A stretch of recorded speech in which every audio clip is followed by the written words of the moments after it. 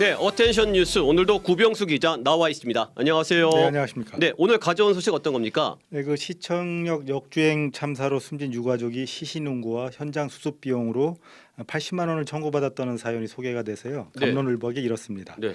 시청역 역주행 참사 유족의 그 지인이라고 밝힌 분이 올린 글인데요. 시청 참사 현장 수습비를 피해자 가족이 내는 게 맞냐는 제목의 글을 올렸습니다. 네. 그러니까 장례 도둑 유족에게 사고 당시 시신 운구와 현장 수습비 명목으로 청구서가 전달됐다며 참담한 심정이다 이렇게 밝혔는데요. 네. 그 유족이 이렇게 얘기를 했다고요. 우리가 당하고 싶어서 당한 것도 아닌데 우리가 내는 게 맞느냐 이렇게 하소연했다고 이렇게 전했습니다. 사설 응급 촬영이 와서 수습한 건 맞지만 그걸 장례식 도중에 유족에게 전달하는 게 도무지 이해가 안 돼서 이렇게 질문을 한다. 이게 맞냐 이렇게 의견을 물었는데요. 네.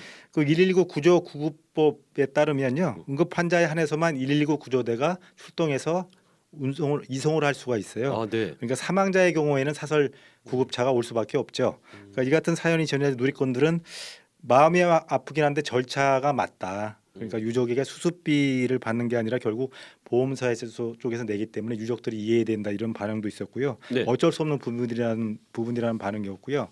반면에 가족이 기절하고 시금을 전폐하고 있는데 청구서라니 뭐 임명보다 돈이 먼저인 것 같아서 좀 그렇다 이렇게 반응도 이어졌습니다. 뭐 청구서에 인정머리가 있겠습니까? 사설구급차 운영업체는 늘상 하는 대로 그 업무 처리를 했을 텐데요. 청구서와 함께 짧게라도 위로의 글을 같이 붙였으면 어땠을까 싶네요. 네, 작은 배려가 정말 필요한데 좀 안타깝습니다. 네, 다음 소식은요? 네, 그 택배 기사분들에겐 이런 장마와 무더위가 시작된 요즘이 가장 힘든 시기일 텐데요. 그렇죠. 더위를 식히는 청량제 같은 소식이 전해졌습니다. 그 충남 천안에서 근무하는 13년 차 택배 기사라고 밝힌 A 씨가 최근 경험한 일을 온라인 커뮤니티에 올렸습니다. 택배를 자주 가는 2층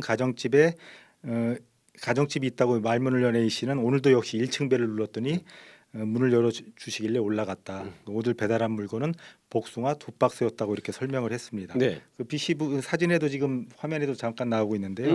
네. B 씨 부부가 거주하고 있는 집은 엘리베이터가 없어요. 그래서 A 씨가 늘 계단을 이용해서 배달을 해왔다고 합니다. 근데 B 씨 부부는 늘 이런 A 씨에게 미안하다는 말과 함께 음료수를 챙겨주며 감사의 마음을 전했다고 합니다. 이날도 여느 때처럼 뭐 계단을 통해 2층에 올라갔고 복숭아 2박스를 배달하는데 내려가려고 했는데 B 씨 부부가 A 씨를 불러 세우면서 복숭아 1박스를 건넸다고 합니다. 뭐 A 씨는 내려가려는데 아주머니랑 아저씨가 2층에서 매번 죄송하다고 하면서 복숭아 1박스를 받아가라 이렇게 얘기를 했다고 해서 괜찮다고 이렇게 안 받으려고 했는데 딸이 꼭 드리라고 했다 이렇게 전하면서 받았다고 말을 건넸습니다. 그러면서 B 씨 부부에게 받은 복숭아 사진과 함께 그 날씨가 많이 흡덥지근한데 힘이 난다는 후기를 덧붙였어요.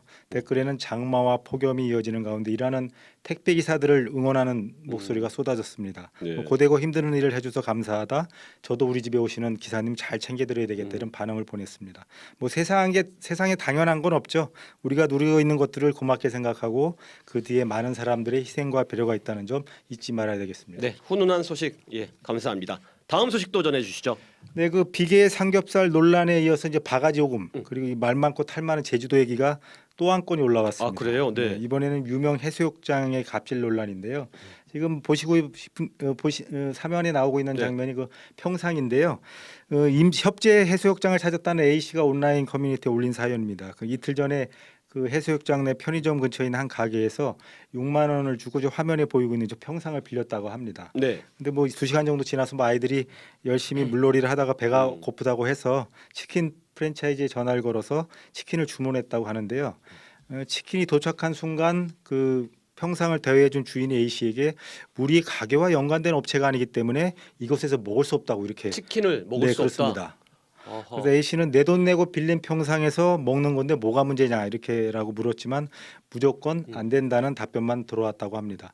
뭐 A 씨는 기분이 나빴지만 아이들과 같은 있는 상황에서 싸울 수도 없고 이런 상황을 감안해서 돈을 더 주겠으니 사정을 먹게 해달라 이렇게 사정을 했는데 역시 물러서지 않았다고 그래도 합니다. 안 된다고 한 거예요? 너무나 불쾌한 상황을 겪은 A 씨는 뭐 사전에 고지도 없이 이런 태도를 보여서 너무 화가 났다고 이렇게 전하면서요. 여행을 계획하고 있는 제주도 여행을 계획하고 있는 분들 미리 참고하시고 여행 시 감정 상하는 일이 없도록 하셨으면 좋겠다 이렇게 또 조언까지 했습니다. 네. A 씨의 가족은 결국 숙소로 돌아가서 치킨을 식사를 할 수밖에 없었다고 합니다.